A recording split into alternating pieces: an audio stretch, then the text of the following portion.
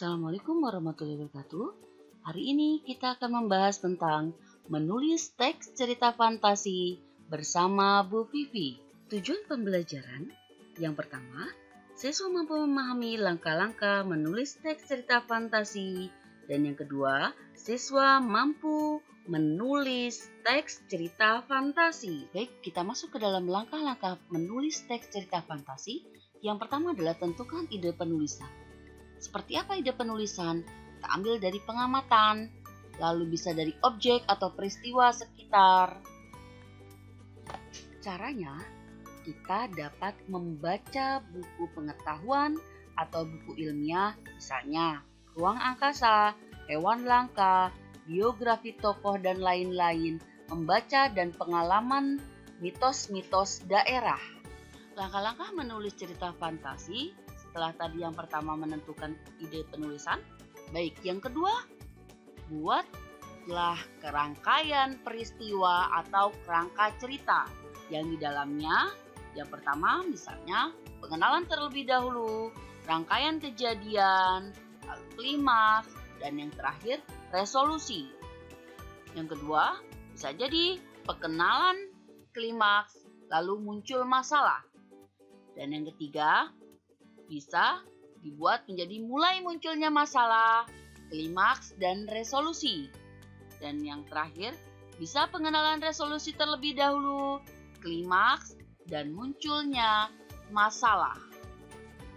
Masih tentang rangkaian peristiwa adalah sebuah cerita atau rangkaian jalinan, alur atau plot cerita secara garis besar.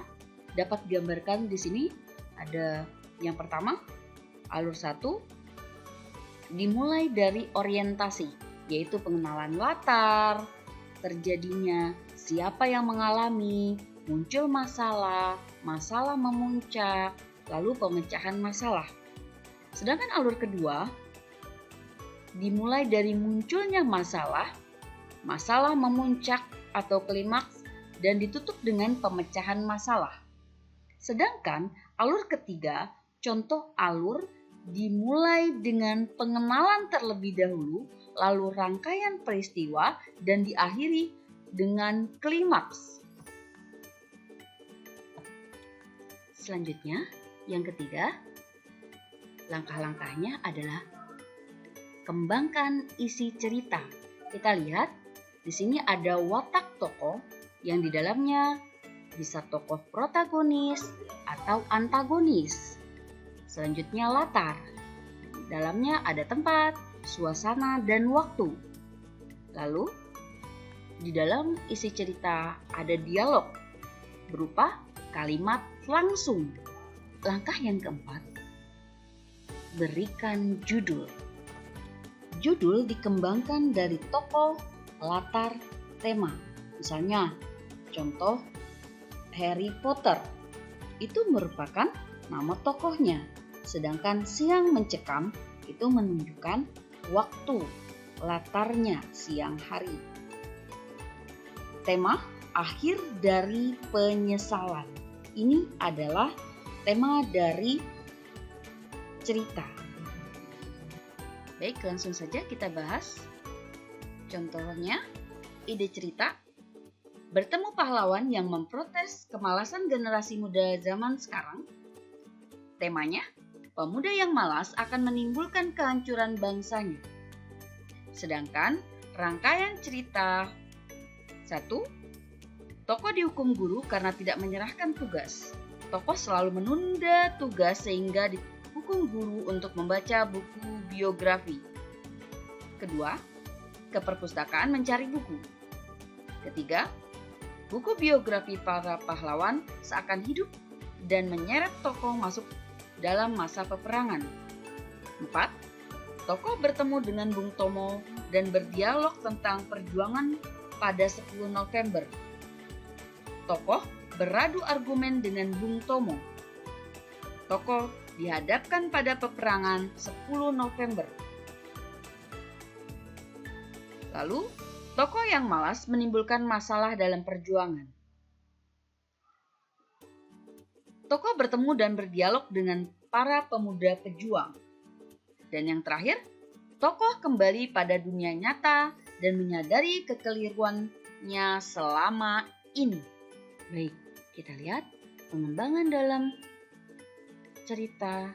Ada watak tokoh, latar, dialog antar tokoh.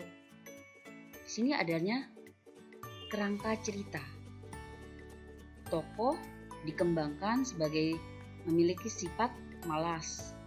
Lalu watak Bung Tomo. Lalu ada dialog antar tokoh dan ada juga konflik di dalamnya. Sedangkan bicara tentang judul cerita dapat dibuat dengan beberapa cara. Kita lihat, Aku dan Bung Tomo. Judul dikembangkan dari tokoh. Yang kedua, cerita dari Surabaya di masa lalu. Judul dari latar cerita. Lalu terperangkap di Ambarawa, judul dari latar cerita. Keempat, nasihat bijak pahlawan. Ini diambil dari tema. Lalu, kemalasan yang menghancurkan.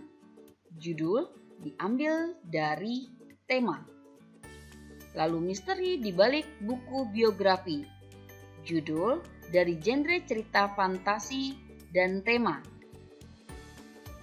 Lalu yang terakhir, contohnya Dimensi Alpha. Judul dari latar dunia fantasi yang diciptakan penulis. Baik, demikian tadi materi kita menulis cerita fantasi. Satu kata motivasi, teruslah menulis tanpa memikirkan pendapat orang lain tentang tulisanmu. Terima kasih atas perhatiannya. Sampai bertemu di materi berikutnya. Assalamualaikum warahmatullahi wabarakatuh.